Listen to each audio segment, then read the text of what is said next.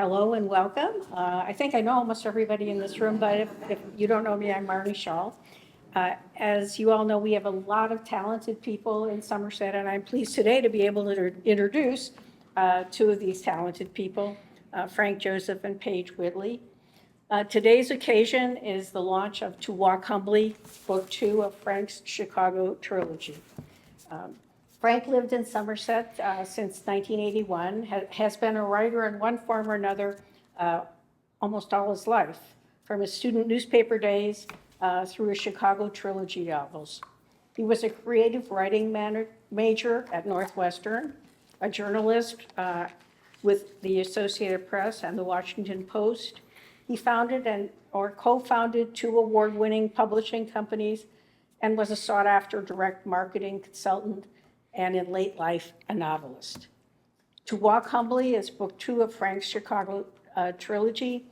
Kirkus Reviews, the gold standard of the book library business, calls it an unforgettable portrait of a city burning with hatred and hope, a gripping, richly textured saga of the civil rights era, and a vibrant tale of 1950s Chicago. I'm happy to say I started reading the Chicago trilogy more than 15 years ago, and I have a Frank Joseph autographed copy of book 1, To Love Mercy. And I know he's got books here today. I got and books. we'd be happy to sign more that you can keep on your shelf. Paige is a local historian and a former chair of Somerset's History and Archives Committee. She loves learning about people past and present. Her current research focuses on bringing to light little-known Montgomery County African-American history. Her short documentary film, Help Us to Help Each Other, Lord, the story of Morning Star Tabernacle number 88 of Cabin John, Maryland, will premiere at the Roundhouse Theater on June 3rd. You may have seen the announcement on our town listserv about the upcoming premiere of this film. As a native Massachusetts Yankee, the only Chicago lore she grew up with were that a cow started a big fire there, and that according to her granddad, there was a Black Sox baseball team. Maybe she can tell you more about what that joke is. So Paige will be moderating discussion and the Q&A session that follows. Here's a provocative quote from To Walk Humbly. If Steve Feinberg and Jess Sass-Primble learned anything that wild night 4 years earlier, it is that the city of Chicago doesn't want blacks and whites to be friends. Now fate has thrown them back together, and this time the odds seem insurmountable. A mysterious silver talisman has gone missing again. Both boys want the same girl, and down in Mississippi, someone near and dear is about to be lynched. Let me turn it over to Frank and Paige. Thank you, Marnie. Thank you, Barney. Before I begin, just a gentle reminder in a public space to turn off your ringer, because the last thing we need, and we are recording this for those near and dear who are not with us today, is to have that bing, bing, bing, bing, bing, bing go off. So monitor that. So this is part of a trilogy. It is the last book published, but it is not the last book. No, it's not. And so we have To Love Mercy, which is set in 1948, bringing together 2 boys from different parts of the world. One, Steve, a white Jewish boy from Hyde Park, and one nicknamed Sass from Bronzeville, a place that earlier in the century had been a vibrant Black community filled with insurance companies, dueling Black newspapers, banks, the hotels preeminent among them, the Brookmont, et cetera, a hospital and stuff. But by the 1940s, and here in this novel, in the mid-1950s, it's filled to the max with too many people, as there are very few other options for Black citizens to live in Chicago. To Walk Humbly, this book starts in 1952 and ends in 1955. And the last book in the trilogy, To Do Justice, is when the two protagonists are young adults, and it is basically during the race riots in the mid-1960s in Chicago. And so there we have that. So I want to start with, you have a trilogy, this arc of this relationship between Sass and Steve, his alter ego, I might add. How did this come to you in general? And what do you want to say generally before we get into specifics? It's a trilogy, but I didn't envision a trilogy. The first novel that I wrote, which I wrote, while I was still a working man, we were running a very small publishing company, and I'd wake up at 5 o'clock in the morning and write for an hour before my life began.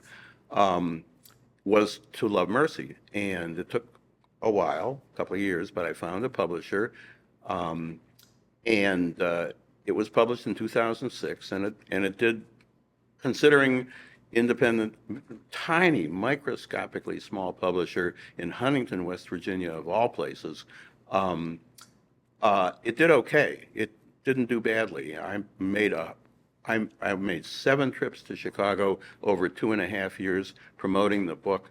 I've made more than 100 appearances, probably 70% of them in the Chicago area. And I thought it was one and done. But Patrick, my then publisher, helped me find an agent who said, write me 3 and I'll market them as the Chicago Trilogy. And it's no more complicated than that. And so Patrick, who was then my publisher, said, you got to write about the riots, because we had both worked for the Associated Press Chicago Bureau. We had both covered these riots in the mid-60s. He said, you got to write about the riots. And I said, I got to write about the riots. And the but was that there was something in between, and I had to think about what it was for a while, but it was this novel. It was what I called a high school novel. And so I wrote this one, and then I wrote To Do Justice, which is the riots novel. And they languished on my hard drive for a long time. And I finally found a publisher in 2021. By that time, I had lost the first agent. I'd gotten a second agent.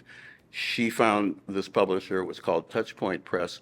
And to make a long story short, Touchpoint strung me along for 3 years, blowing through publication date after publication date, and then finally imploded. So, I mean, this is the life of an author is not an easy one. So I was confronted with a situation.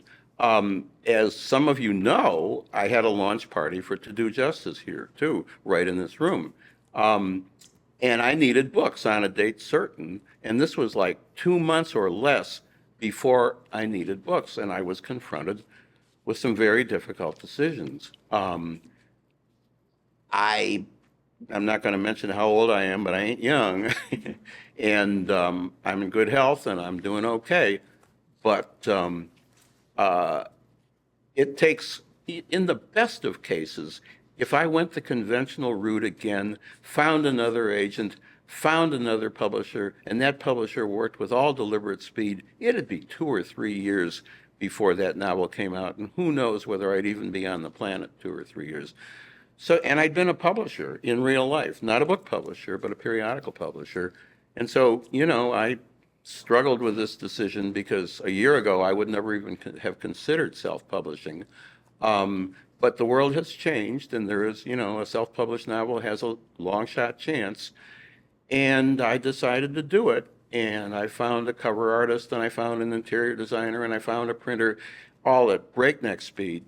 And the cover artist said to me at one point, she said, Frank, this is said with love and respect, but I don't know how you're going to get books by in 5 weeks from now. And I said, Christine, I don't either. But I did. And I had books for that book launch party. They were supposed to be delivered the Friday before Sunday. They were on our porch on Thursday. And pretty much the same thing happened this time. It was down to the wire with this one too, and the books were on my porch Thursday. My publishing company, Key Communications Group, I invented a imprint for it And so that is nominally the publisher of this book, Key Literary. But I'm letting you all see behind the mask. Okay. Long answer. That was a long answer, but now let's get into the nitty-gritty of the novel. So the first two books in your trilogy, when Sass and Steve first are thrown together, involve a very special silver talisman belonging to Steve's grandfather that gets lost, throws the kids together, and they travel all over Washington, Chicago, excuse me. How many people here in the audience are native Chicagoans or have spent time? We've got 2, 3, 4, 5. So you people are the people who will read a passage and immediately say, don't get on that train. It's going in the wrong direction. What are you thinking of, etc. That can add to that novel. And these children go all over Chicago. And the silver talisman reappears again at the beginning of this novel to again sort of spur on a reconnection with these two people. So I'd like you to do your first reading from the very beginning of the book, establishing our characters, if you will. I'm going to do that. And there's a seat here, there's a seat here, there's a seat here, Come on and in. there's a seat here. Come on in.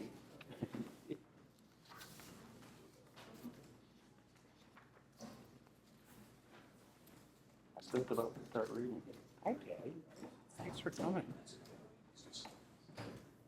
So, the Silver Talisman, the characters is Steve is the voice whose voice you're going to hear at the opening of the novel. Later in this chapter, he rediscovers the Silver Talisman after 4 years. Thought it was gone forever. He finds it in the couch cushions in his grandfather's apartment. But I'm not going to read that part. I'm just going to read the very beginning of the novel. So I think this is going to be self-explanatory, so I won't say any more and just start reading. I'm walking the dog in Farmer's Field, and this bunch of guys come up. They're a couple of years older than me, 16 or 17. They ask if I got time. I look at my watch like a dummy instead of running, but it's so dark I can't tell their color. Not that it should matter. I'm by myself except for the dog, and it's almost 10 o'clock. Now they know I've got a watch, too. I'm already a dummy to be out alone. Dad says, don't walk the dog in Farmer's Field at night. It's the best place, though. People yell when he craps on their lawns. One of the colored kids bumps into me. He says, oops, but I know he's not apologizing. I know I'm in trouble. Another bumps me on the other side, a lot harder. A third one is down on the ground behind me, the old all fours trick. The first guy pushes me and I go over backward. Good thing I had my hand behind my head. I could be dead. Then they're on top of me, punching and kicking. There's 4 of them and they're a lot bigger than me. The dog is barking, but they just laugh. They turn me on my stomach, grab the wallet, tear off the watch, then yank me up and say to empty my pockets. I'm thinking I've got about 35 cents on me, but when I pull my pockets out, there's the silver thing. I squeeze my fist so tight the thing digs into my palm, but it's too late. They see it. The first one twists my arm behind my back so high it feels like it'll break. Big bruiser with buck teeth. It's okay. I shout out something stupid like, it's my grandpa's, but he just twists harder. I'm hoping he doesn't see me crying. I'm done for. What Dad said was, don't walk the dog in Farmer's Field at night because of the color. The buck-toothed guy waves the thing in the air. The others say, bring it here, Woodrow, and someone lights a match. One of them, tall, skinny kid, he sees it's silver. He lets out a whistle. What's that on it? It's from the Bible. What do you mean, Bible? It's some other language. His voice. I've heard it before. It's Hebrew. Ain't it the Jews killed Christ? Jesus' voice is familiar. Then they start hitting again and yelling, dirty Jew, dirty Jew. The dog barks louder. It sounds like Jew, Jew, Jew. So we are introduced to Steve stupidly walking his dog at a time in a place he shouldn't be, and you get a vision of some of the young thugs who make their appearances periodically through the novel. And you've got lots of interesting characters. So first, I would like you to talk about Steve and his family briefly, Yeah. and also Sass and his family, because the greater family is as much a part as the two individuals. Well, as you said, Steve is modeled on me. And he's kind of nerdy and kind of feels like an outsider. And, you know, he's kind of annoying, but, you know, but with a good heart. And so it wasn't hard to write Steve because he's me. But Sass, when Paige and I were talking before this meeting, she asked me the same question, and I said, as many novelists will say, if you've heard novelists talk before, this won't necessarily come as a surprise because a lot of them will say something like this. Sass came down from heaven one day and just started talking inside my mind. And I don't know what Providence sent him to me, but I just, when I heard that voice, I just started writing. And the interesting thing is the other black protagonist I have in these novels, Pinky, the protagonist in To Do Justice, much the same thing. I have no real life model for Sass, and I think Paige was surprised when I told her that. I have no real life model for Pinky, although she was kind of inspired by my daughter, Sean, who I think is going to be here. I hope she's going to be here. But is that the answer to the question? A little bit more. A little bit Now, more. so it's not just Steve. Who's in his family? Because they all appear and have a slight resonance in this, as well as Sass's The family. reference that in the thing I just read is to Sass's older brother, his shiftless, no good older brother, Nubby. And we learn more about Nubby, who really is a bad guy in this novel. He's a bad guy in the first novel, too. Their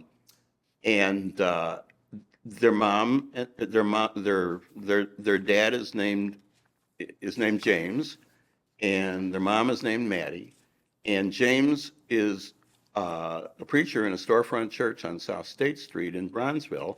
And Maddie, his mom, works as a cashier in the movie theater across the street, which I call the Calumet in the novel, but it's modeled on the States Theater at 3507 South State Street, which was operated and owned by my grandpa, Nathan Joseph, for 50 years. And there was no Maddie, or at least, I mean, there were probably a succession of Maddies, but I didn't really know them. So I made her up too, but she's a great character. I like him. And James is a great character. And he's a kind of a tough dad, but I think, he means well. And so in Steve's family, Steve's you also family- have a Nate, Yeah, which is the that's right. grandfather. Which is modeled on the grandfather. And we have a mother named Jean, who's modeled on my mother, Marjorie Lee. And we have a father named Charles, who's modeled on my dad, Irwin. And there is I didn't choose to read this scene, but there is a scene which you and I both talked about, which I really like. Maybe I should change my mind and read it. Mm-hmm. Where they're talking about whether Steve should go to Hyde Park High, because this whole thing it's about race and religion and blacks and whites and Christians and Jews and how children view the world. And Chicago at mid-century, which was a great city going up in flames. Hyde Park, this is, we're in the 50s here. In 1948, the Supreme Court made a decision outlawing a phenomenon called restrictive covenants, which were agreements between landlords and renters, which had the force of law, but they weren't law. They were informal agreements between people that were granted the force of law by society, And they found their way to the Supreme Court in 1948, which said that could no longer be the case. And that was what opened the floodgates, because up to that time, every black in Chicago pretty much had to live in Bronzeville. There were a few other pockets on the west side where they could live, but they were very small and insignificant. Bronzeville, on the other hand, was a huge, vibrant community, Chicago's Harlem. But you know, the blacks were coming up from the South to work in the factories for the war, before the war, and then for the war, by the hundreds of thousands. And by the late 1940s and early 50s or so, they were crowded into this neighborhood, living nine people in a 2-bedroom apartment, and you know, terrible overcrowding and terrible conditions and bad schools and all the things you don't want. And of course, they wanted a better life like everybody else. And then the Supreme Court outlawed restrictive covenants, and they could literally move wherever somebody would rent to them. And they came to the next adjacent neighborhood that was nice, which was Hyde Park. And at first they moved in on the west edge along Cottage Grove Avenue. And eventually, you know, they started filtering east. And Hyde Park was a heavily Jewish neighborhood in those days. And as I think I say in the novel, Jews don't stand and fight, they run away. And they did. And what has been termed white flight ensued. In short order, over just a couple of years or so, half the Jewish families in Hyde Park fled mostly to the northern suburbs. My family was there until 1954. We were among the later families to finally do it, but we finally did. And unlike most of my friends, we moved south because my father's business was south of the Loop, and he didn't want to drive through the Loop every day to get to his office. So we moved to a brand new suburb called Park Forest, and there's a whole history about that. I mean, sociological textbook, the Organization Man, a famous sociological textbook, was written about Park Forest. That is another topic for another time or another novel. But I was born and raised in Hyde Park, and we left there in 1954. I did not go to Hyde Park High. This novel poses the question, what if I had? So we've talked about Steve's family. He's got an older grandfather who's spouting Yiddish at him and others in the theater and has his health problems. We have his father who's, you know, working his way up in his own company. He has a very conservative mother who seems to be more interested in fashion and tea parties than other things. And a very sprightly, spunky, mouthy younger sister who doesn't appear much, but when she does, packs a punch. She's a killer, boy. But we also have some other people who I would say are bridges. Do you want to talk a little bit about, so for example, in this first section in 1952, when we're establishing everybody, you know, Sass, you know, figures out Nubby and the bad guys are doing some things. Dora is somebody I want to, gets mugged and loses her job. Papa's church is now having the rent raised in the interest of eminent domain, et cetera, going on. Who's bridging these cultures? And I'm thinking specifically Dora. You're thinking her about role. Dora. Tell them about Dora. Dora, too, is modeled on a real person. The real person's name was Dora Winfield, and she came into my life when I was 6 years old, and she was in our lives until I was about 14 years old. For those first 5 or 6 or 7 or 8 years, she was our housekeeper. And she even slept over on a rollaway bed 1 or 2 nights a week. And was she white or black? And she was black, and she was over 6 feet tall, and she was homely as a mud fence. And she had about a 2nd grade education. She was from Sunflower, Mississippi. And she was probably one of the most intelligent people I've ever known, but I didn't know it at the time. And she was full of great country expressions like, you know, child, you know, I'm missing something and she's helping me find it, and it's right, you know, right there in my pocket or something. She says, it was a snake, it would have bit you. And, another thing she would say was, I don't understand, some of these folks don't use their head for nothing but a hat rack.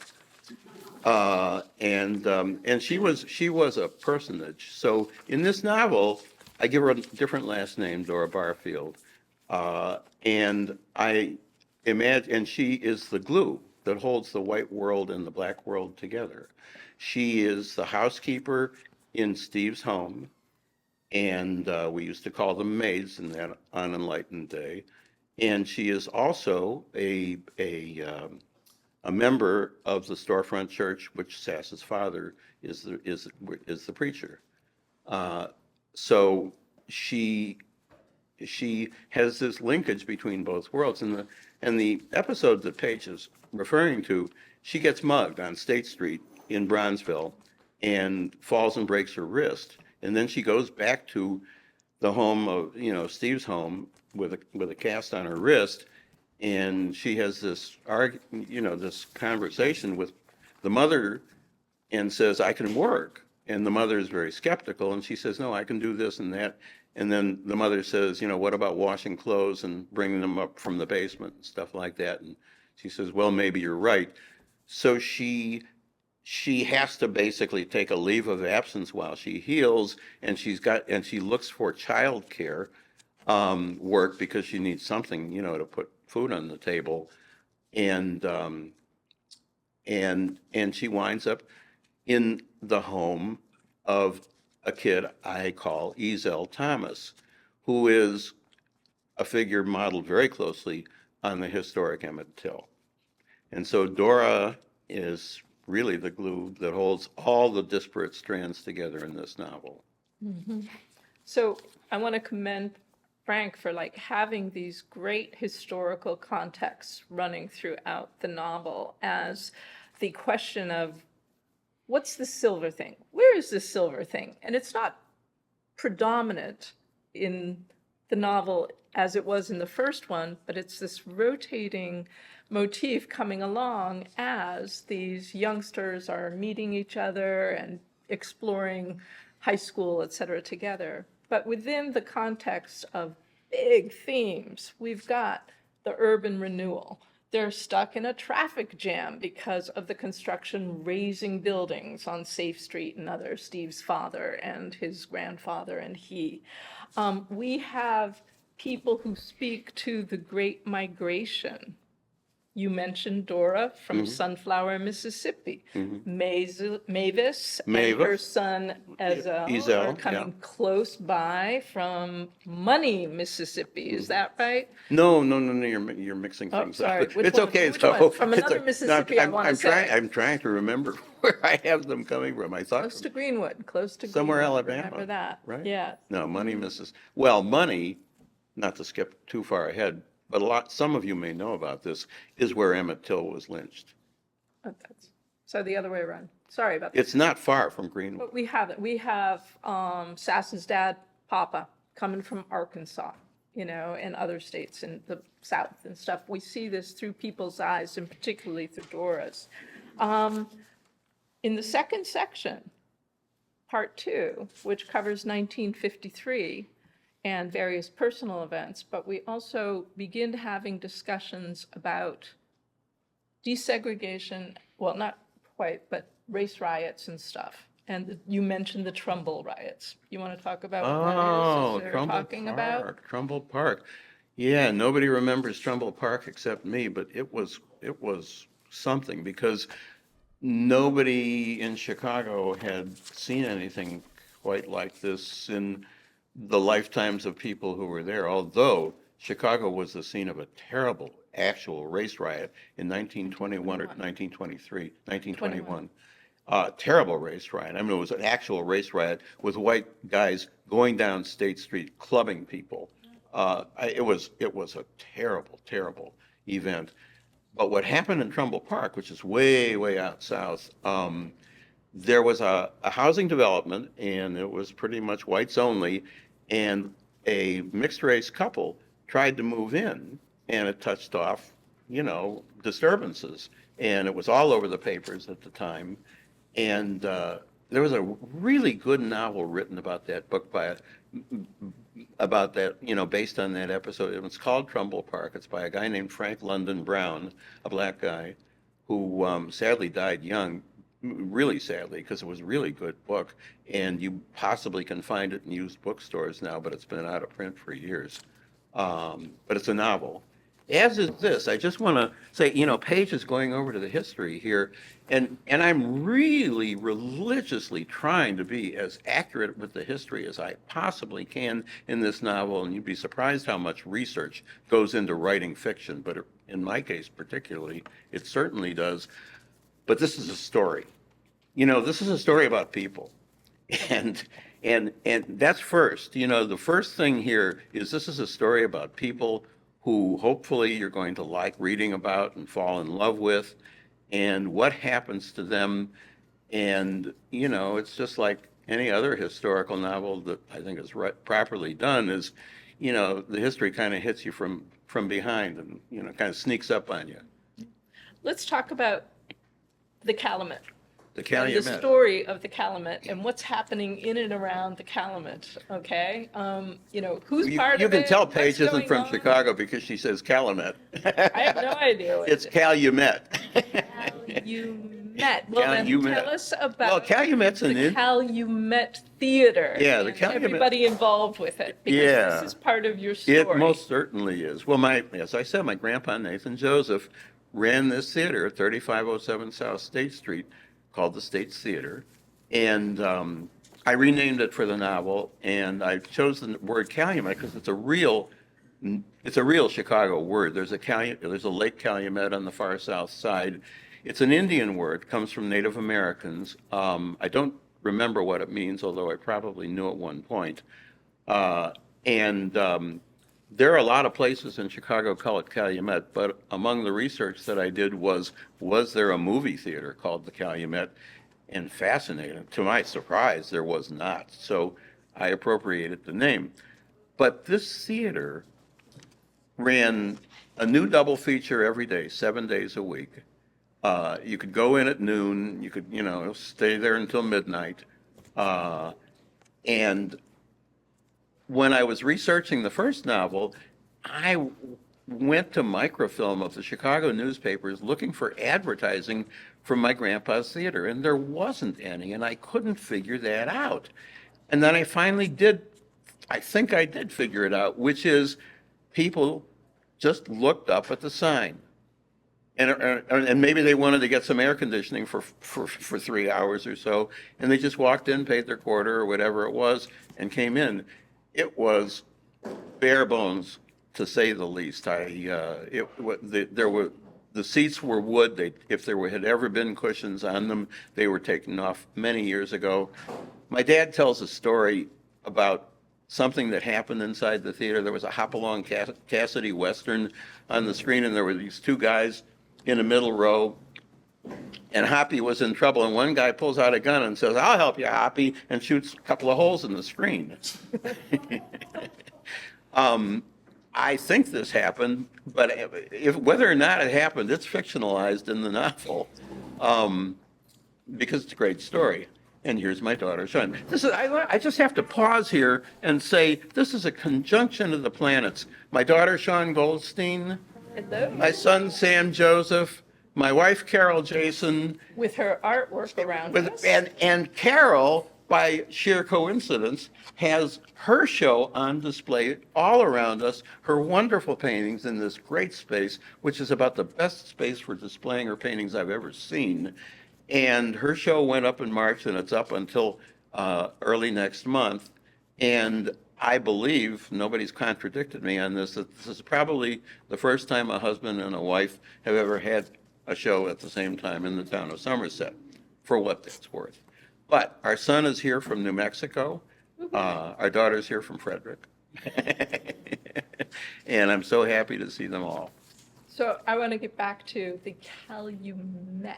But actually, it is a constellation of people coming in and out of the Calumet. We have the grandfather, Nate, who's in charge, runs it with a tough fist, but he has health problems himself. His trusted cashier, Sass's mom, working the front desk and taking tickets, and is like the only honest person literally in the place besides Sass, who tries to be honest as a young man. We have the people coming in and out from the community, etc. And we also have Steve coming in and out, and I don't want to give it away, but creating with friends the best trap to catch a villain near the end. Yeah. So we've got a lot going on with the Calumet. Yeah, I won't talk So- about that because that'd be a spoiler alert. No, I know, but there's a really, really good hit. Yeah, you got to read the novel to find that out. But somewhere in this novel also becomes a love story with music. And I just want to have you read this one scene right here when Steve's father, All right. I want you to read Right there? from there to. I will do that. You All know right. where it was, Paige right is- there. is springing this on me, but I think I can do it because I have read this novel before. I hope so. A guy with a shiny I'm sorry, let me start again. A guy with a shiny alto saxophone steps out. Oh, let me tell you where we are. We're in the Club de Liza, a famous nightclub where they just had really great music. I never went to the Club de Liza, so I had to do a lot of research to find out about it. But it was an actual place, reportedly owned by the mob, which a lot of things were in Chicago in the 50s. But it was a great place, and it was famous as a place where interracial couples could go. And I have the scene just before this is where Steve is sitting there with his dad, and he sees this, and he just is gobsmacked because he's so naive and stupid. But it is 1953. And I mean, you must never forget that. It is 1953. It was a different world racially, a different world. A guy with a shiny alto sax steps out front. The crowd yells and knocks even louder. Oh, they got gavel, they have these mallets that they have, instead of applause, they can knock on it. Anyway, the guy with the shiny alto sax steps out front. The crowd yells and knocks even louder. The guy's in his 40s and he's a little fat. He's wearing a pork pie hat that he never takes off. He looks like nobody at all, a mailman maybe. But when he starts playing, the hairs prickle on the back of my neck. He plays the melody. He plays around the melody. He plays inside and outside the melody. Plays so many notes I can't keep them straight. He's on the beat, ahead of it, behind it, then back on it. It's like he's trying to play every note there ever was, but every note is right. He has to be making it up as he goes, but it sounds like he's practiced it for weeks. I'm squeezing my eyes shut because I see the notes dancing like the lights on the marquee, pouring out of a saxophone in the sky like liquid gold. Then it's over. Everyone's clapping and cheering and knocking so loud they nearly drown out the band. The sax guy gives a little nod and sits back down. Another guy plays a trombone solo. Then the entire band stops while the drummer solos, boom, boom, boom, boom, boom. Sticks, brushes, both hands, both feet, bass drum, snare drum, tom-toms, a conga even, cowbells for crying out loud, and the hi-hat cymbal hissing on top of it all. 5 minutes, 10 minutes, 15, who knows? I'm pounding on the table and my foot's still bouncing and it's all great, unbelievable, but oh, that saxophone. Hawkins waves to the band, puts the trumpet to his lips, and screams the last notes higher than I knew a trumpet could reach. Then he slams his arm down and the music stops. Bam. The crowd is going nuts. Hawkins waves for quiet. Thank you, ladies and gentlemen. That was Booty Wood on trombone, Ed McConney on drums, and our favorite South Side boy, Walter, Mr. Lucky Pemberton, honoring us with his presence on alto sax. Take another bow, Lucky. When the lucky guy gets up for his bow, I jump up, waving my hands over my head, clapping and yelling and clapping, and I keep on even after everyone else stops. Dad motioned, sit down, sit down. I hate to embarrass him, but I can't sit down. Don't want to. Don't want to stop clapping ever.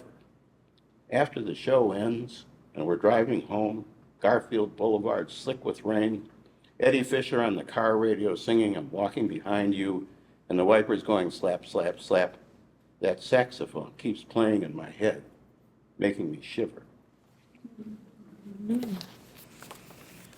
So Steve has his epiphany, but we also meet Mr. Lucky. Lucky. And so Mr. Lucky, is he a good guy? Is he a bad guy? He's What a is his complicated role? guy. What is his role in this novel? Well- He's a unique gentleman, Mr. Lucky was. Well, you sprang that one on I me, did. and I because tried to rise to love the Steve's challenge. reaction. But the one I was going to read was really where we see the introduction to Lucky. But let me tell you a little bit about Lucky. Lucky is a saxophonist, a jazz saxophonist, as you know. He also runs numbers. And what is that? He is he works for a policy wheel I call the Wheel of Love and Laughter. It is basically an illegal lottery, and it was prevalent throughout the black neighborhoods of Chicago, in Bronzeville particularly. There were more than one policy wheel. They called them policy wheels. The game was sometimes called policy and other times called numbers, the numbers racket. It was illegal. Everybody played it. And I, point out that Sass's parents, who are very religious people, they play it. Everybody plays it. And Lucky and Nubby, Sass's his bad seed older brother, Nubby, has gone to work for Lucky as a runner. And this is the scene where that happens. Because Lucky is two people, really. He's got two personas. All right, young stuff. This is Lucky talking. He's talking to Sass. All right, young stuff, we're going to do this one more time, then you're on your own. I'm going to knock now. Watch and listen. Afternoon, y'all. Beautiful days, clear skies and smooth sailing. It's a good day, a great day, a lucky day. A day to wake up feeling lucky because Mr. Lucky is back saying today is your day. Your lucky break. This ain't no fake. Reach out and take. It's a day for fame and fortune, or fortune anyhow. And who needs fame when fortune smiles? Fortune's in the air you breathe. It's close at hand. It tugs your sleeve. What's today's lucky pick? 50 cents on number 401? 401, that's April Fool's Day, but you ain't no fool when you ride on the wheel of love and laughter. Not no fool, you're in the cool school doing the cool thing, grabbing the brass ring. This lad? Meet Isaiah Trimble, my new assistant, only you can call him Plain Old Nubby. Mr. Plain Old Nubby is my protege, my rising star, a comer and a hustler, a boy who'll set the world on fire. Today a humble numbers runner, tomorrow a nimble stunner. I'm breaking him in. You'll see more of him. So long, bud. We'll be back tomorrow, same time, same station, with your winners. Right. Of course he's my friend, kid. They're all my friends. Got 2,000 friends on State Street and don't know any of their names. Don't need theirs as long as they know mine, and they do. Every last one of them knows Mr. Lucky, and soon enough they'll know you too. Going to know the name of hubby like they know the name of their hubby. How I talk? It's patter. Patter to flatter and make things matter. It's my secret weapon, my A-bomb, my say-bomb. Been working on this gab all my life. Working in my life lab. The lab of gab, but that don't mean you take a stab. It's a gift. Maybe you figure it out once you're on the street. Maybe not. For now, keep your nose clean, your mouth shut. Get them to trust you. No trust and you're a bust. Take that guy. Gives me his last 50 cents to payday. Thinks he digs deep because he likes my looks? Shit. That guy bets 50 cents every day and hopes for a payoff to last him a month. Gets it to sometimes. Hit the number for $87.30 last week. I walk into his kitchenette, count the tens and fives into his hand, and his old lady busts out crying. Says they ain't fed their kids breakfast in 2 days, and she's marching that money straight away across the street for a dozen fresh eggs. Thought she'd kiss my shoes. Sure, kid, gab's a gas, but trust is a must.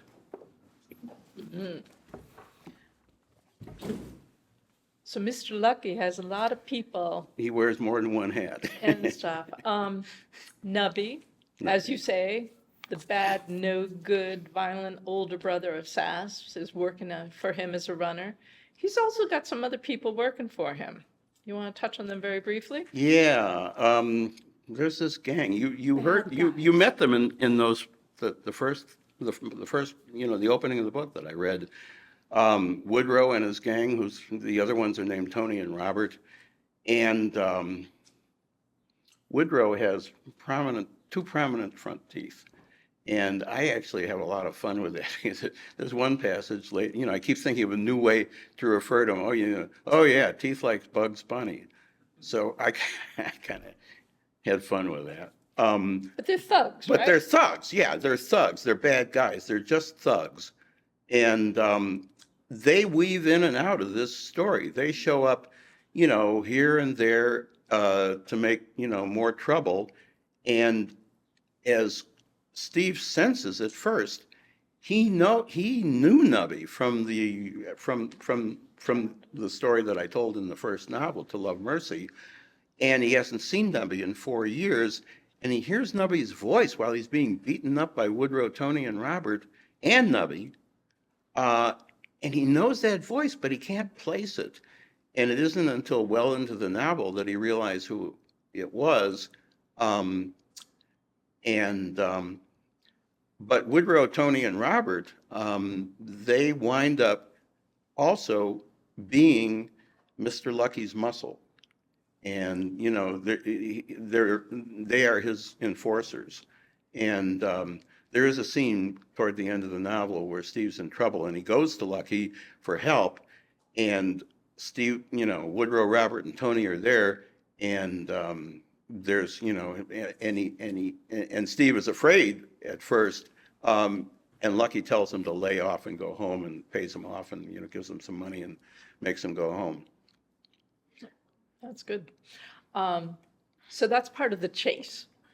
There's a certain kind of mystery and chase and trying to stay one step ahead of the bad stuff and also trying to catch the bad guys throughout the novel as we're weaving back and forth through these people. And then there's high school. In the midst of all of this, in 1954, Dora's is it Dora or Frederick? Oh my gosh. Frederick. Here's it. Frederick. We haven't Okay, even so mentioned we have Frederick. to talk. So let's talk about high school first because Sass's family in 1954 becomes one of those African-American families who leaves Bronzeville and finds a place. Right. And he is now going to Hyde Park High School, Right. which happens to be the same high school that Steve is going to. There are African-American students there, not a huge number, but there are. There's a large Jewish population, but also non-Jewish as well. And in addition to Sass and Steve exploring high school, we also have two other characters who enter in, but who are important, both back and forward. And those are Frederick and Judy. And Claude. And Claude. oh, yeah. Okay, so can you talk about the high school scene? And then we're going to also talk about music. Well, But first the characters, okay. and where they are at. All right. Steve does go to Hyde Park High, which was back then a big public high school, a little south of the neighborhood of Hyde Park, even though it was called Hyde Park High. And it was known, it had the reputation of being the best public high school on the South Side, which is where all the black people in Chicago were at that time. Every black person in Chicago with kids in their family wanted their kid to go to Hyde Park High, and a lot of them did. They got, they go there from outside the district because it was done that way. It was done, geographically. So a lot of kids who don't live in the neighborhood do go to Hyde Park High, and one of them is a guy named Claude, who is from the islands, and a very interesting character. And I can't go into detail about everybody because we'll be here for a long time. But if you read the novel, you'll find out about Claude. and the other is Frederick. Now, who is Frederick? Frederick is a character I often thought about eliminating from the novel just because he's such a nice guy. I mean, Frederick is just a straight shooter. He's just a kind of a straight up kid.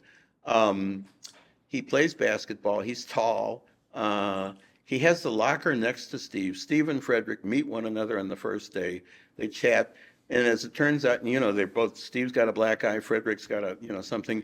And it turns out, they both were, mugged the night before. But they don't talk further about it. And it's just, the reader, know what happened to both of them. But neither Frederick or Steve at that moment knows what has happened to one another. But Frederick, he develops, and I think of Frederick as just being the kid, the good kid, the straight kid. He's, he can take care of himself. He's not stupid. He's not weak. He's not anything like that. He's headed for college, and he does go to college. He, in engineering, and he's got a mom, and his mom doesn't want him to go back to Bronzeville, but he does go back to Bronzeville because all his friends are there. They have, flown themselves, but they have flown to the neighborhood of Woodlawn, which is just south of Hyde Park, which is the neighborhood where Emmett Till lived at 64th and St. Lawrence. And they live very close to the fictional character, Ezell Thomas, who is, my fictionalization of Emmett Till. And so they know one another. More than that, they're cousins. Fred is Ezell's cousin. And in an early scene, his mom asks him to take Ezell out, just take care of Ezell, babysit him for a little bit. And so they go out in the street, and we meet Ezell, who is kind of a bumptious, insecure kid. He's big for his age. He's immature. And he tries to cover it up by fibbing and boasting.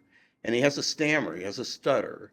And all of these things were true of the real Emmett Till, except I don't know about some of these other characteristics. And I knew that if I was going to write a novel, me, a white Jewish old guy, writing a novel about an icon of the civil rights movement, that I'd better not get it wrong. And there was no way to get it right because there really isn't an awful lot of historical record about the kind of person that Emmett Till was. When he was a kid, he was lynched, as most of you must know. He was murdered in Mississippi brutally, and his tortured body tied to a cotton gin fan that weighed 84 pounds and dumped into the Tallahatchie River, where he was fished out a day or two later. And his remains were sent back to his mother, Mamie, in Chicago, who chose to have an open coffin and not have him embalmed and prettied up and made up and let the world see what had been done to him. And this was a real precursor of the civil rights movement. This happened in 1955. And is a whole story by itself, and there's been an awful lot written about this, and I've read quite a bit of that too, looking for the person who Emmett Till was, so that I could be accurate about him, because I'm sort of playing with fire when I write about a character like this. If I get it wrong, I open myself to criticism, and I'm open to criticism regardless anyway. And I even write a brief author's note in the novel, kind of to deflect criticism, but to explain what I'm explaining now. But I have to do that. That's the job of a novelist. That's the job of anybody, an actor, a director. Our job is to sometimes take real people and reimagine them as they might have been, as accurately and as faithfully to what they might have been as we can, but also to tell a good story and be an entertainer, because we are, if nothing else, entertainers, soft shoe dancers. So I tried to do that. And I imagined Emmett to be the kind of kid I described. And And in this opening scene where we first meet Emmett, under Frederick Scare, he's out in the street and he's playing ball and he's chasing it around, and he's acting kind of like the bumptious kid that I imagine him to be. He's kind of a goofball. Kind of a and goofball. very, very immature. And immature, very immature. But through Frederick, which doesn't stand him in good stead. no, through Frederick, we meet Ezel and his mother Mavis, and they get tied in through Doris, who also is called to help watch for Ezel for a while because Mom Mavis has to make a quick trip down south to help her uncle there, and there's a bunch of foreshadowing in that scene. This is how Dora, Dora is, she can't work for Steve's family, so she has to do childcare, and she winds up doing childcare for Emmett, for Ezel. We also meet Judy. Judy. Who's Judy? Judy is Steve's girlfriend. Okay. And, to the extent that there's any sex in this novel, there really isn't. It's a pretty clean novel. But, there's some there's a love scene. Just fooling around. There's a love scene. And, it's a love scene that is a love scene. It is a love It is a love scene. But Judy is his girlfriend. And Judy, I kind of make these decisions impulsively as I write. And Judy is Catholic. And I don't think too much about it. And then I start thinking about it after I've done it and thinking, oh my God, what have I done here? Why did I do this? And, and should I leave this way or change it? And I leave it because at that time, and I think actually still to this day, Chicago was a very Catholic city. There were more Polish Catholics in Chicago than in any other city in the world except Warsaw. It was second to Warsaw, back then at least. Polish Catholics, German Catholics, Irish Catholics, and I think taken together, they may well have been the majority in the city of Chicago. And of course, the Irish ran it, Mayor Richard J. Daley. It was that kind of town. It was that kind of town. A lot of Eastern European, a lot of factories, a lot of manufacturing, blue collar jobs, union membership. It was a union town. There was even a prominent radio station, WCFL, which stands for the Chicago Federation of Labor. So you're describing high school, and I actually joked with Frank that we should have the radio going on or a playlist because high school's all about discovering your music. Yeah. And so it was for me, Saf, and I think it is for almost Frederick, everybody. and Steve slowly get closer as high school classmates because through music. Love of music. And so we have basically, you've done your research. You know the white radio stations, the black radio stations, the popular music of the time.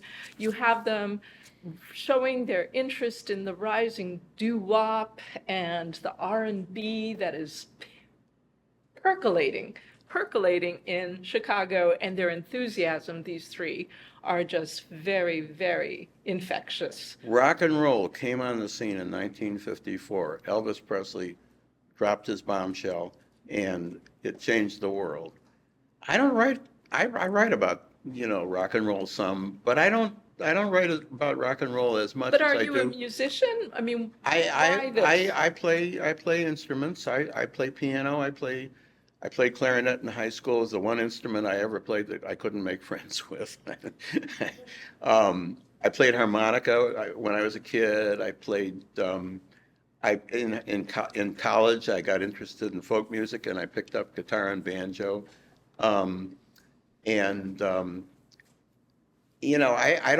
not a great musician, but I have a good ear, and I have a good sense of rhythm, and it enabled me to write about it, but it also enabled me, it caused me to think a lot about, the role of music. And I think high school is certainly where I got my musical awakening. And I think almost every kid does. That's where we start listening to music in a serious way and forming the tastes with many of us will stay with us all our lives. In this case, I choose to write about jazz, which I was introduced to by friend named Bill Roth, who's still on the planet, thank God. And Bill introduced me to 30s big band swing. And I would go over to Bill's house in the afternoon and we would listen to Benny Goodman and for hours. We would just listen to that stuff, Woody Herman, Benny Goodman. And my wife, Carol, she's a Detroiter. She grew up listening to Motown, and she basically educated me about doo-wop. And so I thought, doo-wop, well, I don't know how many kids in Chicago were listening to it, but it's a great topic, and I want to write about it. And so I did. And I had to do research on all this stuff too. And there's one scene where Sass is very musical himself, and plays in the church choir and plays piano in the church, piano and organ in the church choir, and sings. And he's got a great tenor and a falsetto, and that leads to a real crucial culminating scene in the novel, which I will not tell you about. But it involves, well, I won't tell you about it. But Sass is very musical himself. And they, in the course of being in high school, there's a moment where they all wind up in a cappella, which is this voices only chorus at school. And they have to practice, and they wind up at Steve's apartment, where Sass sees for the first time in his life what a prosperous middle-class home can be like.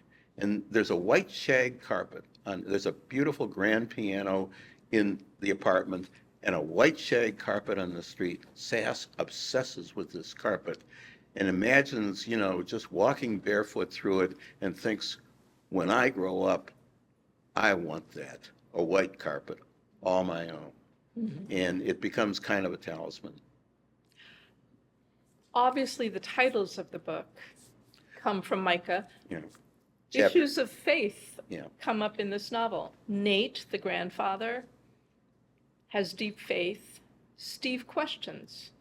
Sass's father is a preacher, and yet Sass questions. Dora, she's a rock, even though she bewails at times the horrible situations she finds herself. Dora talks to Jesus. All the time. All the time. All the time. Has conversations directly with Jesus. But why do you have these different characters? Well, with this is ping pong? coming back to Judy. It gives me the opportunity to talk about Judy, and Steve is madly in love with Judy. And they have this serious conversation. They're out walking by the lake. It's nighttime. And Judy's a girl he's met in high school. Sports-minded, different from the other girls. Different. She's so friendly. Different from the other girls, and kind of marches to her own drummer, which is a very attractive quality to him. And he doesn't know anybody else who has it. And so he asks her, because he's not only Jewish, but he doesn't know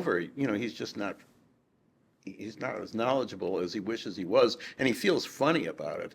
And so he asks her, what's it like? Because he knows that, she is more devout. And she kind of says, well, what is her faith? She's Catholic. And she says, well, and he presses her and he says, well, what's it like, when you pray? He says, do you pray to God? Do you pray to Jesus? She says, no. She says, but it's more like a feeling. And that's as far as she goes, but they kind of understand one another when she's talking about it. But to me, to walk humbly is, the verse from Micah chapter 6, verse 8, what does the Lord require of thee? To do justice, to love mercy, and to walk humbly with thy God. And that is, all three novels are about religion to an extent, but this one more so. Are there naive people in this novel? It's littered with them. Any favorites? Steve is very naive. Steve is painfully naive. And Ezel too.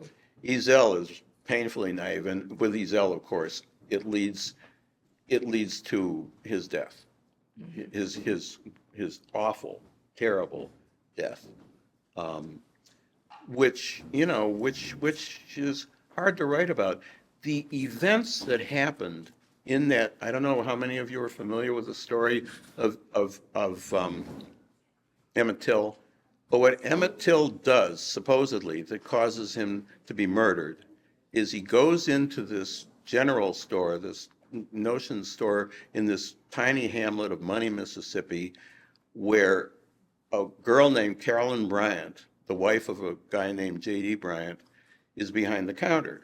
It's J.D.'s store, and Carolyn is behind the counter. She's, running this store. And she's a young woman, white woman. And Emmett, who's down there visiting his in-laws for the summer, goes into this store with his cousins, but he goes in by himself, and something happens inside this store, which has been the subject of historical dispute for until very recently, which is, does he whistle at Carolyn Bryant? And, supposedly he does. Wolf whistles at her, and so JD and his half brother come after him at that night and lynch him, murder him, brutally torture him in a grisly, ghastly way, because he whistled at a white woman. I just read a story by one of these cousins, a book by one of these cousins, only recently, who tells the story of what actually happened in there because he was an eyewitness or close to it.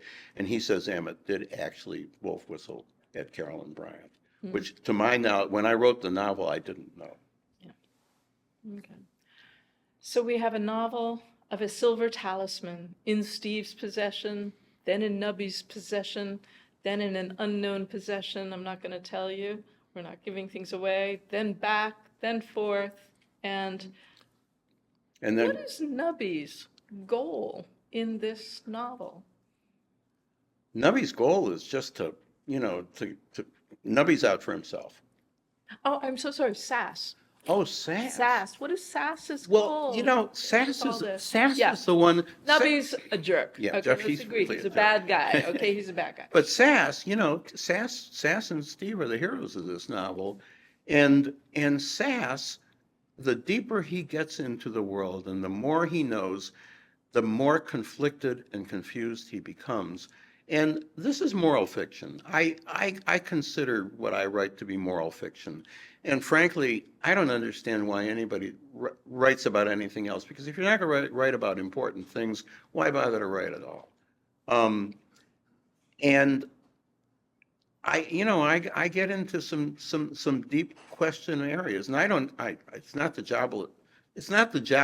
my job as a novelist to provide answers. It's my job as a novelist to ask questions, and through my characters. And so Steve winds up, Nate, who has hired him as an usher in the movie theater.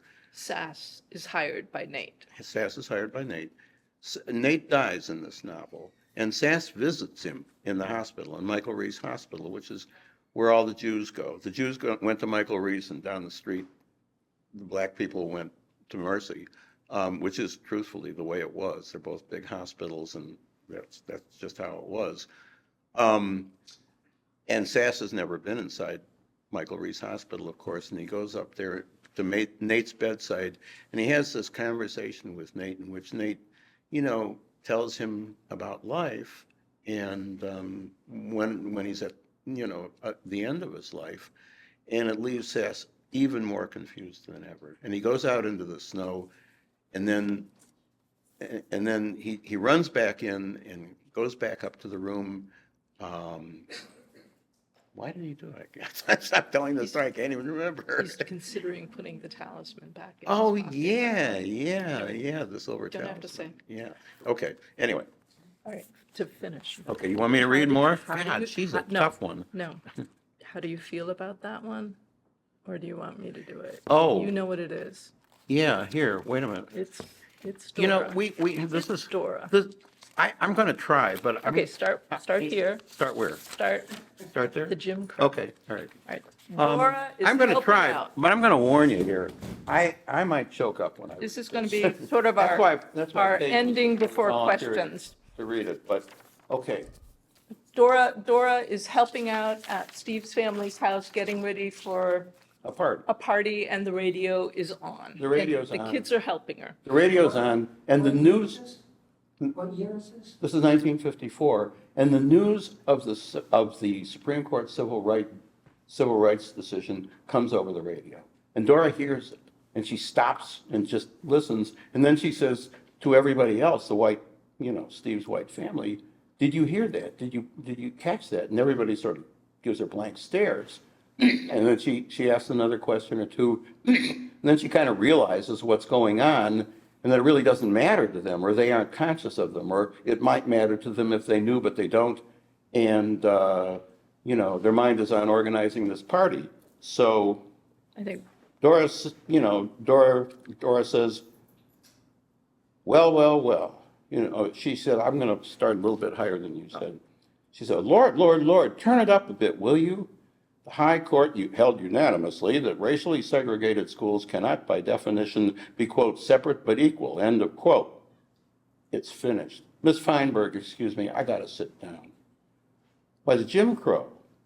You ain't heard about no Jim Crow, ma'am? Lord have mercy. You heard about it, ain't you, Mr. Charles? Oh, Steve, they done talked about it in your school. Well. That's okay, folks. Sorry for getting worked up. It ain't nothing at all. Steve, honey, come over here and give me a hand with the food. Reach over and switch off that rackety radio, if you please. Drat, don't see no chopped liver in the icebox. Go back and ask your granny, does she want to fix something fresh, or maybe she'd rather stay out with you folks and I'll do it. Sure, I know how. Seen her do it. Ain't nothing but chopped up chicken livers, onions, some hard-boiled eggs, salt and pepper, and chicken fat. Main thing she says is use the fat of a chicken. I seen a jar of chicken fat in the fridge. Tell your granny we'll take care of it. You're my helper. Chop the onions, lay them Ritz crackers on a china plate pretty in a circle. Jim Crow? Never mind. Don't mean nothing to you folks anyhow. Okay, let's see. Can I explain? Where I come up, Sunflower County, Mississippi, they didn't let the colored go to school with the whites. Weren't allowed. No, I ain't making it up. They call it separate but equal, but it weren't equal. Don't care what anyone says. Equal means books enough to go around. Means no rain coming through the roof. You went to a school like that in Chicago, Illinois, doubt you'd call it equal. Well, they can't do that no more. That's what the man on the radio was saying. Got to stop telling that lie. How come you ain't heard none of this? Folks say Hyde Park's the best school on the South Side. Suppose you ain't heard of the Ku Klux Klan neither? The lynchings? I think I'll just sit down for a moment. Mighty hot in this little kitchen. No, I'm fine. Your hands would shake too, you were old like me. Said I was fine. See my hands now? Steady like a rock. It's just... Be 35 years since I come up from Mississippi, and ain't nothing changed since the day I stepped off that train. Not until this day. My friend Mavis Sampson, Ezel Tillman's mom, she done gone down there only last fall to help her Uncle Aaron, and she says to me, Sister Dora, thank the Lord I come back in one piece. And Mavis is a lady, mind you, walks into the records office in Greenwood, Leaflore County, Mississippi, with a pink pillbox hat on her head and stockings out of nylon on her feet, and even so she can't look at the records on account of she's a... Tried to tell her, but no, not Sister Mavis, she ain't letting them get away with. Gal says I'm every bit as good as... But then that ignorant white lady up and calls Miss Mavis a low-down... Oh, Lord, how'll I ever explain this to you? Finish chopping them onions and hand me a napkin to wipe my eyes. Ain't nothing. The onions, maybe. It's just that listening to that man on the radio takes me back, you know? Makes me think about that time in Sunflower when I was little, too. Bunch of us raggedy children walking down the dirt road by my daddy's shack, crossing the Illinois Central tracks and up the hill to the brick schoolhouse where the white children go, and And then I saw, oh, Jesus, save me. Down in Mississippi, Steve, a child is going to die.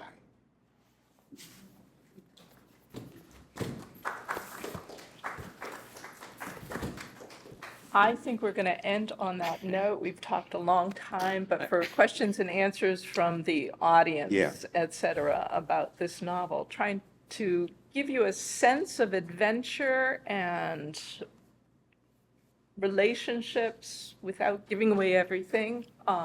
Very challenging and stuff. So speak loudly so that they can hear. So have you had a response from Blacks on this book? Well, it just got published. What, the other two? Yeah, fine so far, thank God. I kind of alluded to this question. There's been something going on in the book world that some of you may or may not know about, which I kind of have come to think of as the "how dare you" critique. How dare you, an elderly white Jewish man write in the voices of black people? How dare you? How can you possibly know what our suffering, what our lives have been? How dare you? And this is a critique that has been leveled at certain authors and basically run them out of town on a rail. And I could cite examples. And I've kind of lived in fear with the other two novels every time I've made an appearance that somebody's going to stand up and give me the "how dare you" challenge, and I wouldn't have a response for it. And I struggled with this. Luckily, it hasn't really happened. It kind of happened a little bit one time, but I haven't really. Maybe I'm just not famous enough.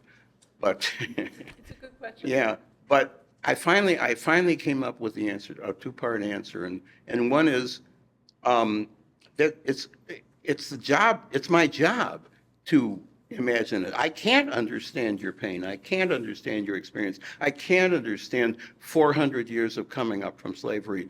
It's impossible. I wouldn't try. But I have to write about it because that's what novelists do. We're supposed to step outside of our own skin and inhabit the skins of the characters that we write about. It's like we're actors, except we play every part. And that's the job of a novelist. That's why you're reading novels, is to see how the novelist, treats this thing. But the other part of it is it's my story too. Not the black part, but I lived the part that I lived, and it's my story too. Go ahead. I just want to follow up on that because I'm frank, I came from a segregated town and there was a wall and I learned nothing. And you at least looked over the wall, peeked and gave us, your viewpoint. I came in late.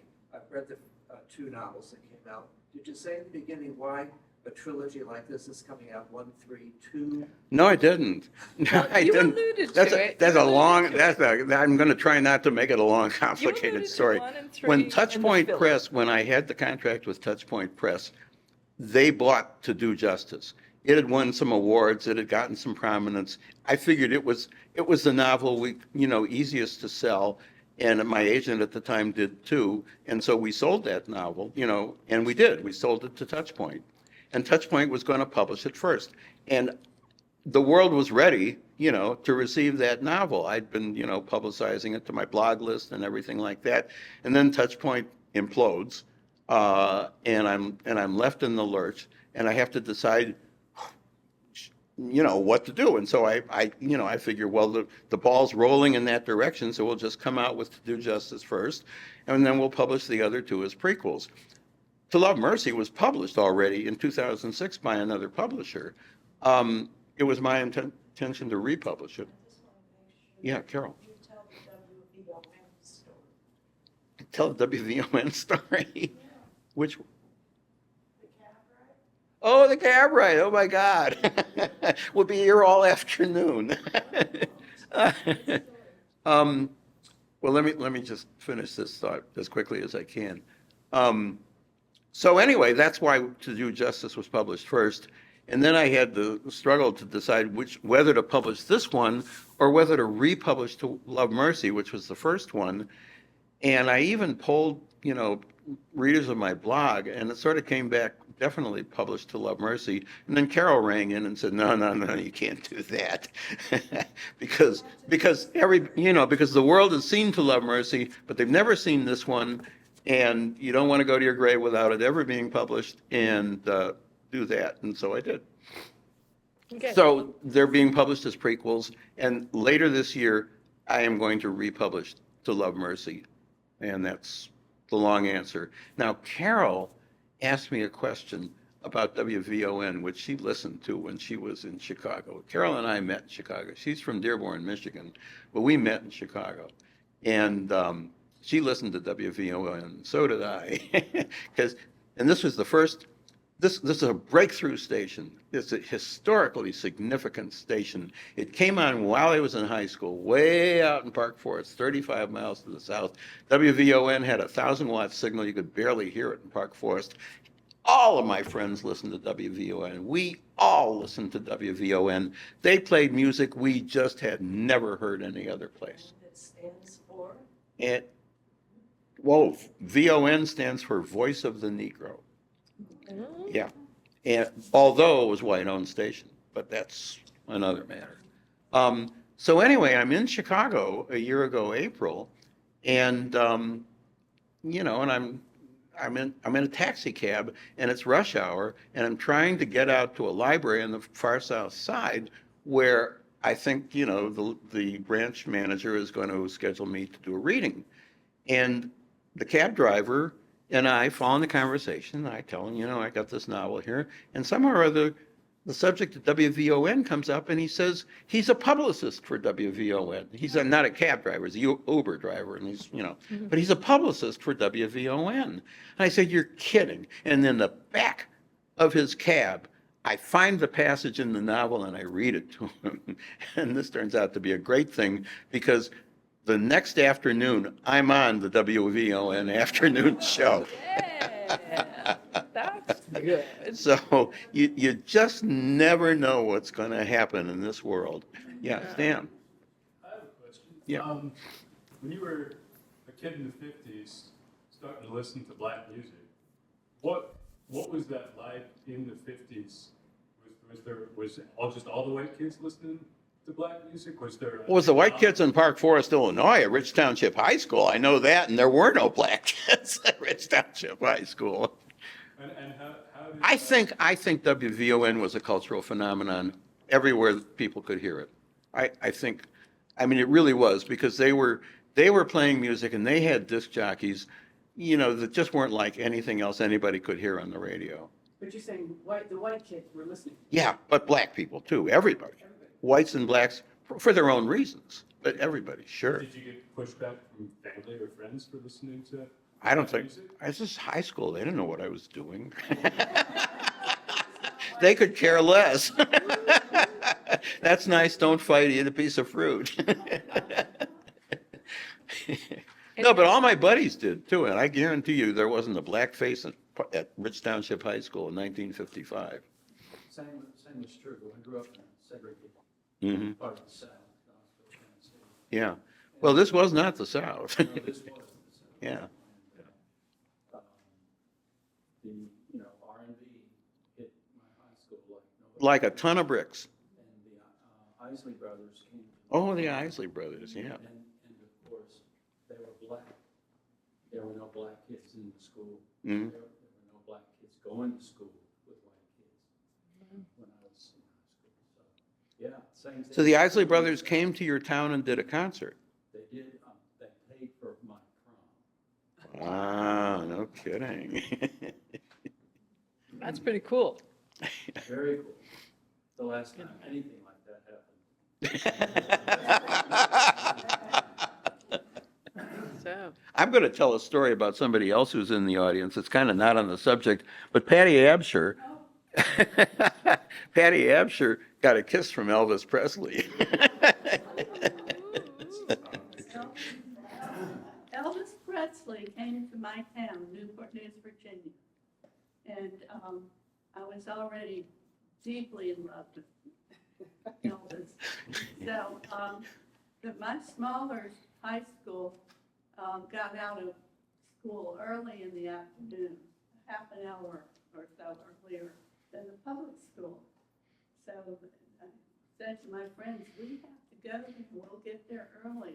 We'll be able to sit right up front, which we did, right up in the seats where they usually were writing the sales slips for the This is the record store. record, Buying the right. record. Elvis is signing it. Elvis was signing the receipts for the washers, the dryers, not dryers. That's where that was the ambience. And as we waited in this very long line after the concert to get up to Elvis, he was standing behind the counter where the signs for the receipts for the appliances.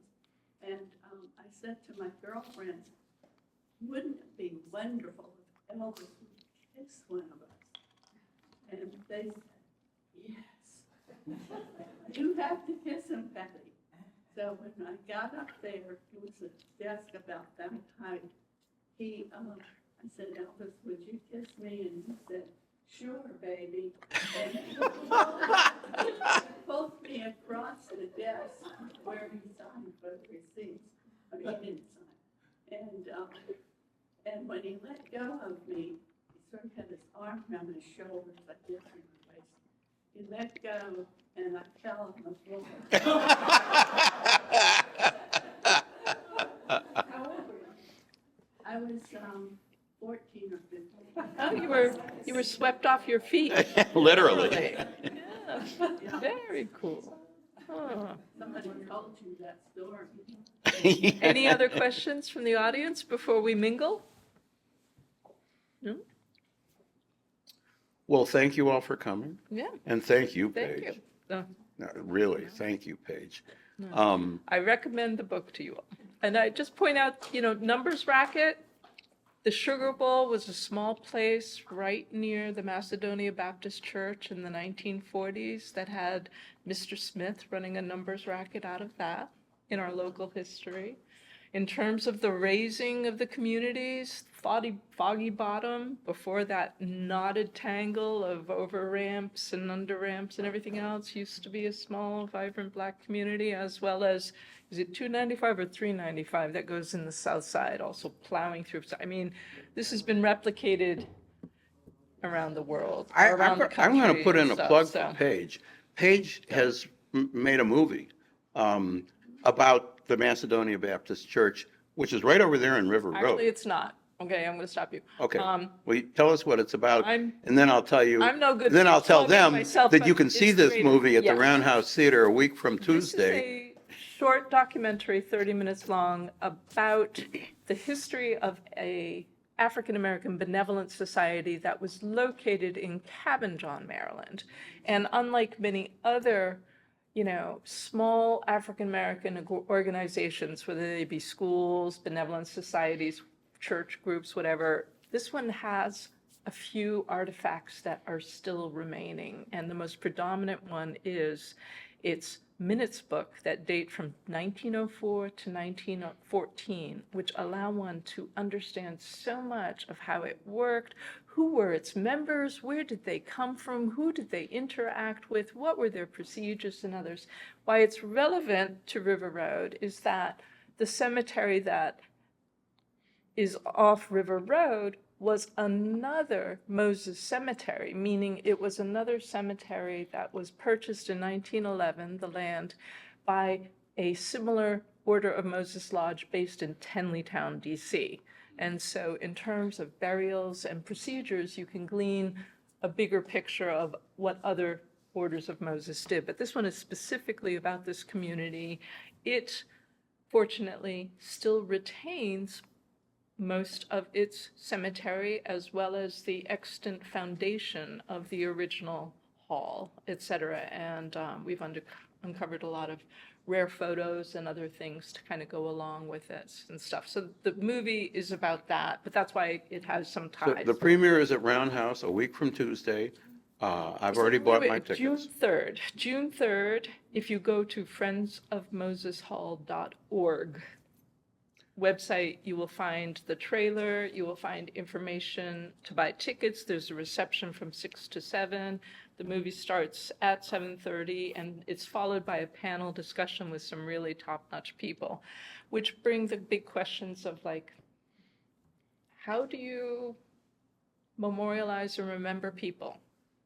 Sometimes there's still a space for that, and sometimes there is no longer that space. It's a shopping mall or a parking lot or something else, you know? It's a big question, you know, not just specifically to African American sites, but in our country predominantly, sadly, and spaces of color.